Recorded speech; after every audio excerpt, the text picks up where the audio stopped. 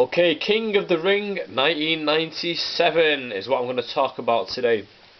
So I've made some notes. Usually I don't really make notes, I just write down the match listings and I go off the top of my head. But I've had time to sit down and properly watch this one, so I thought, while I do it, I just might as well jot down a few notes while I go at it. So, this was from Rhode Island, of Providence Civic Center in America, and drew 9,312 people, which isn't a lot really, is it, for a wrestling pay-per-view? Anyway, let's get straight into it.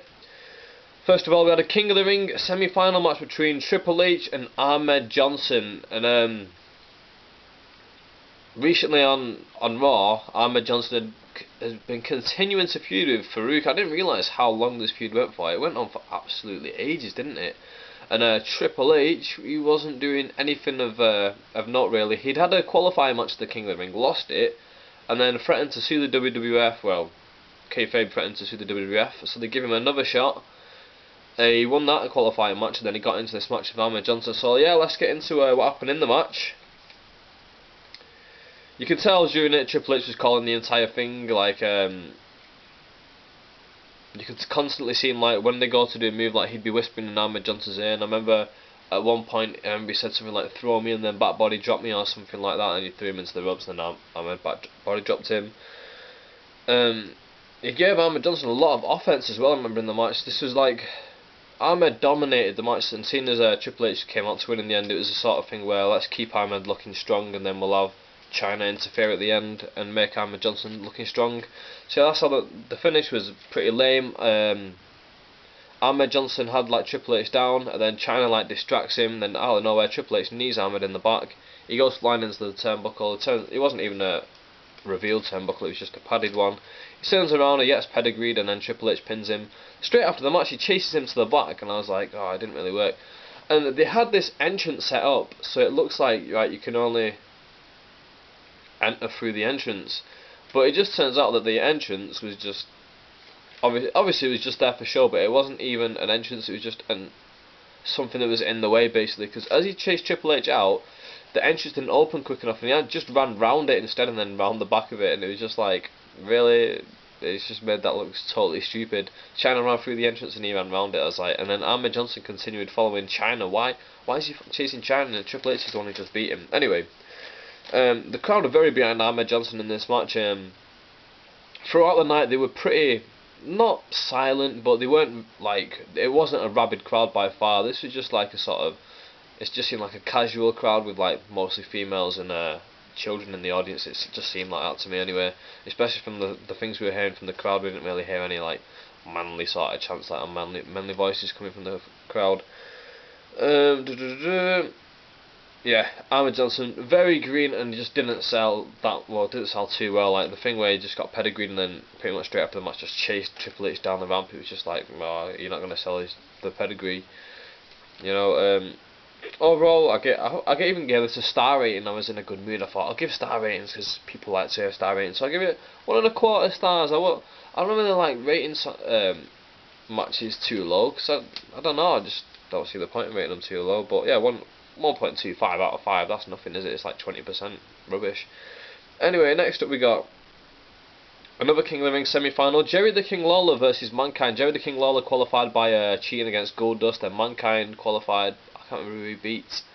Oh, he beat Savio Vega on the episode of Raw just before this, and that was a pretty good match. I remember at the start, Savio jumped off the top rope on Mankind. It was a really good leap. Oh yeah, Jerry King Lawler's got a microphone and he's coming down to the ring at the start, and this is my favourite Jerry King Lawler line of all time, and he says, when Mick Foley was born, his mother looked at his face and then looked at his ass and then says, oh my god, Siamese twins, and I just always thought it was pretty good. Usually he talks about, oh, puppies and all that bullshit, but that was one of the times that actually made me laugh to myself. Yeah, they were blatantly all the way through this trying to get Foley over as a face. In the build up to this, they'd had these sort of like interviews on Raw where JR had sat down with Jim Ross, and it was sort of like, you know, the interviews you see on TV where you've got a broken down sports star or a broken down celebrity, like the Charlie Sheen one where the woman was sat there and asking him these questions about his life, and he was a candid interview, like, oh, this happened. It was sort of pretending to be something like that, where Mick Foley was pretending that it was like a shoot and legit, everything was legitimate, but they really just were working everyone, and they were just they're just trying to get the character over that this guy's a really hard working guy, and it showed stuff from his work in Japan and stuff like that from the King of the Deathmatch tournament, was it? And what was that? Was that IWA Japan, the company that did that? So yeah, they were blatantly trying to get Foley over as a face. Crowd quiet, light applause when Foley wins, and that was about it. I gave this 1 3/4 stars. Nothing to write home about. Foley won with a mandible claw. Anyway, I'm sorry, I've just finished watching this and like, it was a bad show. I usually don't really give a rating for the show until the end, but this was a bad show, so I'm a bit on a downer. I was excited to watch it, but yeah, it was just horrible. Then we had a Brian Pillman promo. He talked smack about Austin, then he said that oh, we orchestrated the match that's coming up tonight, Austin versus HBK, which they did. The Hart Foundation did orchestrate it, kayfabe wise, and yeah, then Austin just attacks Pillman. Pillman's wearing an Austin t-shirt with the 316 like with a massive cross sticker over it, and then he's got something written underneath like 6996, which might have been the date or something like that. Then Austin just attacks Pillman, then flushes his head down the toilet, which was it was alright. Then we had Goldust versus Crush. I didn't know this match was even going to be on the card. No build up to it whatsoever. Crush was going through a storyline where him and Savio Vega were sort of arguing. They were both in the Nation Domination under Farouk, so they were like, they've been arguing for a while now. Goldust did one of those candid interviews, just like the Mick Foley one I just spoke about, where they talked about how he really wanted to please his father and really looked up to his father all the time, and his dad was never there for him, and now he's not actually gay, he's just trying to be flamboyant like his dad was, and now he's got a young daughter himself. And they had his daughter out on Raw, who was like 4 or 5 at the time, and they tried to like prompt her to say stuff, but she was just a child and just like wandering around the ring aimlessly, like, ooh, look at all these people. Yeah, it was pretty rubbish.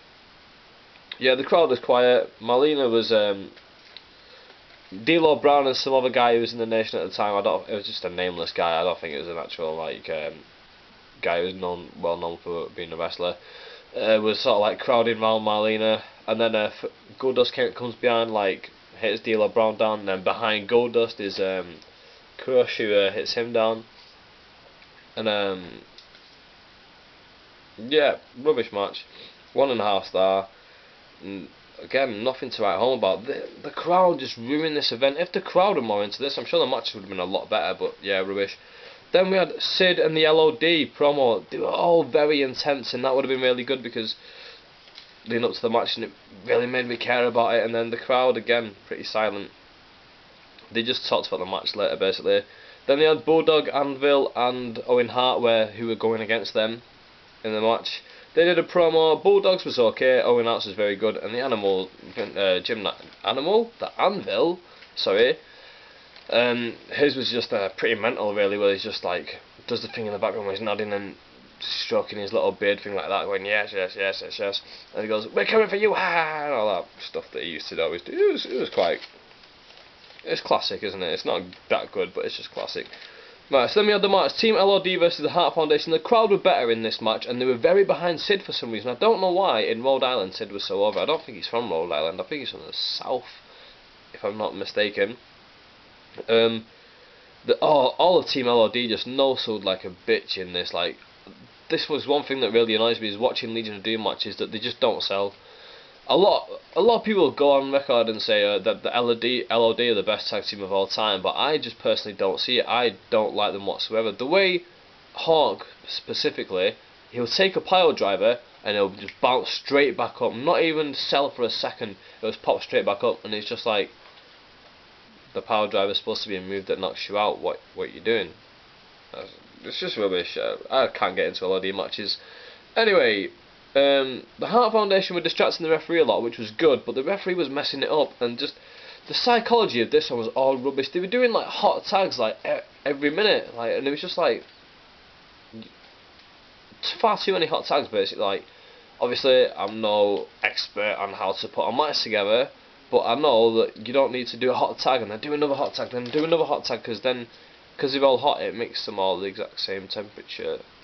So none of them look any better than the other, and you just make everything look average and just rubbish and rushed, and yeah, it was just crap. I remember at one point Hart came in for a hot tag, and someone was like, "What's he doing?" One of the guys, I think it was Bulldog, was like, "What's he doing?" And then, yeah, the Hart Foundation won this. I think they got a cheap roll up. I wrote it down here: psychology equals shit on this piece of paper, because the psychology in this match was shit. I gave this a quarter star. Like I just said before, I don't like giving wrestling matches bad grades, because what's the point? But this was just horrible. Anyway, on to the King of the Ring final, Triple H versus Mankind. The crowd came alive in parts of this, and then there was boring chants. The crowd were tired of it, and then China was the only thing drawing heat. I'm literally just reading off this piece of paper now. The crowd pick up big time towards the end. Oh yeah, towards the end they did start getting into it, and that's when the match started getting better as well. Coincidentally, the crowd actually got better, and then the match got better, which was weird. I didn't understand how. Not the match got better and then the crowd. It was the crowd got better than the match. It was strange. And then yeah, Triple H pedigrees Mankind through the table. Mankind comes back onto climbs back onto the ring after a while. Triple H then bumps him back onto the outside where he lands on a photographer. The photographer sells really well, to be honest, bestseller of the night. Foley then staggers back in the ring just as he's on the outside. China hits him with the King of the Ring scepter, and they must have loosened it a little bit because the thing just shattered all over the place apart from the stem of it. Foley's rolled into the ring. Triple H covers him, 1-2, kicks out, and then Triple H pedigrees him and gets the win. Triple H is your new King of the Ring. I gave this 1.5 stars just because the boring chants in it was just horrible. But then it did pick up towards the end, so yeah, it was alright. Then we had a Bret Hart promo. He puts up the Hart Foundation and issues a challenge for the next pay-per-view, which is Canadian Stampede. He says, right, us 5, the Hart Foundation, myself, Owen Hart, British Bulldog, Jimmy Anvil, Neidhart, and Brian Pillman versus 5 Americans who are brave enough to come across the border. That's what ends up being the main event for the next pay-per-view. Then he says he's going to join commentary, but they didn't have enough headsets for him for some reason. So it was weird, so then he had to go to the back. Then we had an Austin promo where he talked trash about Shawn Michaels. Shawn Michaels, where it was rubbish. The storyline in this at the moment for Shawn Michaels and Steve Austin was that they hate each other. They both hate Bret Hart, but they both hate each other as well. But while Bret Hart's injured, they're fighting each other.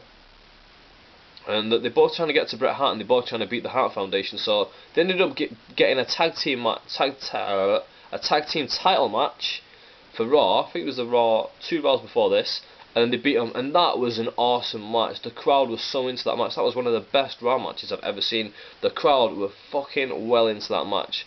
Austin was hot then, and Michaels, the fans were so into Michaels back then, and so hated the Hart Foundation. So this was a really good match, that one on the on Raw. Now this is their singles match. Now Shawn Michaels' promo was like, "Oh, I want to beat him, but I don't want to beat him too bad because he's my tag team partner, and I don't want to lose the titles or anything like that." And it was just like, "Wow, this is rubbish. Shawn Michaels, you can do a lot better than this. Give us a better promo. Say the same stuff, but make us believe it." He just wasn't even trying. He was just like not bothered. Anyway, let's start the match. Some little disabled kid. I couldn't tell how old he was. He looked at least 16, 17, 18. He's trying to get into the ring. Now I couldn't tell if this was fixed on, it wasn't scripted on. I don't think it was. The kid tried to get in the ring, then the security guard stopped him. Usually the security guard would just chuck the guy straight back out, because it's like a guy with he looked like he had a mental disability. Then they couldn't really be too harsh on this kid, because obviously it's not really his fault. So he tried getting in the ring. So they're trying to mollycoddle him away and get him away. Then his mum comes running down. And Shawn Michaels comes, gives an hand round him. Then the camera's filming him, and the kid's going mental. He's reaching down, he's picking up wires, and he's throwing them all over the place. And he's just trying to rush into the back. Anyway, we get back into the match. Shawn Michaels, Steve Austin. The fans love both guys. The girls were so into Michaels. The crowd were really hot for Michaels in parts. And the match just dragged on, and it was really rubbish. And it ends by the two guys just start beating up the referees because the referees aren't doing the job right. And then they both get disqualified by Earl Hebner, and it's like, what? Rubbish match, at the end of the day. What did I give it on here? I'll give it 2 stars, just because the fans are really into Michaels, and it was okay in parts, but 2 stars is nothing. This could have been 4.5 stars, 5 stars, easily. Shawn Michaels and Austin. These could easily put on a classic, but they didn't. Right, now, finally, last match of the night. Undertaker versus Farouk World Heavyweight Championship. The highlight of the match came pretty early when Undertaker went to do old school. Then instead of jumping down onto Farouk, he jumped to the outside and took out all the Nation members. Then it was sort of back and forth match. Undertaker then started to lose the upper hand sort of thing. Farouk was like on top, and then for some reason the Nation started arguing between itself outside. Remember how I said that the Nation were arguing between itself in the Farouk match? So in the Crush match, yeah, they're still arguing between themselves on the outside. This distracts Farouk, which when he turns around, he gets greeted by the Undertaker, who kicks his ass, gets the win. Leading up to this, they'd done a little bit. Well, let me just tell you what the rating of the match was. I didn't even write anything down here. I'm going to give it 1.25 stars, just off the top of my head. Yeah, it was a rubbish match. I've literally just finished watching this, and I've got nothing to say about it that's good. Like, it's just a waste of time. This entire pay-per-view is a waste of time, in my opinion. Like, this is supposed to be a top pay-per-view. One of the big five, which was Rumble, King of the Ring, SummerSlam, WrestleMania, and Survivor Series. And this just fell on its arse. This is probably the worst WWE pay-per-view I remember watching. This is a lot worse than what was the last one. Capital Punishment is a lot worse than Capital Punishment, in my opinion. The Undertaker storyline just before this was that Paul Bearer said, if you don't come back to me, Undertaker, I'm going to reveal a big secret about your past. Now we all know what that big secret turned out to be, but Undertaker didn't want it revealing back then because no one knew what it was. So Undertaker said, right, I'll be with you. So Undertaker wins the match. Then afterwards, Paul Bearer's like, right, beat down Farouk. So he makes him pick Farouk back up, and Undertaker chokeslams in there. I think he picks up again and chokeslams in there. And Ahmed Johnson runs out, and Ahmed Johnson had been feuding with Farouk, and then it looks Undertaker square in the eye and says, you stop beating him up. Stop listening to this guy. Stop listening to Paul Bearer. He's no good for you. He's no good. You shouldn't be beating Farouk up. You just beat him. Stop doing it. And then Ahmed Johnson puts Undertaker on his ass, purposely plunges him, and then leaves. So we just had the world champion win, and then get beaten up by a guy who lost earlier on in the night to Triple H. What? It's just fucking bollocks, in all honesty. This was a very bad pay-per-view. If I was going to give it a score out of 10, in all honesty, I would give it a 1.5 out of 10. 1.5 out of 10. That is a bad score for a pay-per-view. I never give, like I said, wrestling shows bad reviews. And it's not because I'm in some like bad mood with wrestling or something. That I was perfectly wanting to watch this and I wanted to sit there and I wanted to do this review. But this review's been like really down, hasn't it? I've been quite rubbish in this. This is a crap show. Have any of you seen this show out there? If you haven't, let me just tell you now, don't go looking for it because it's shit. If you have, let me know what you think of the show. Do you think I was right to be as down on it as I was, or do you think I'm wrong and do you think it was actually quite good? Let me know what you think down here. Also, let me know what you think of this 1997 series that I'm doing if you are interested in this. If you're not, let me know. Also, I don't mind a bit of criticism every now and then. So yeah, with that, I'm out. Please thumbs up, thumbs down, whatever. And yeah, thanks for watching.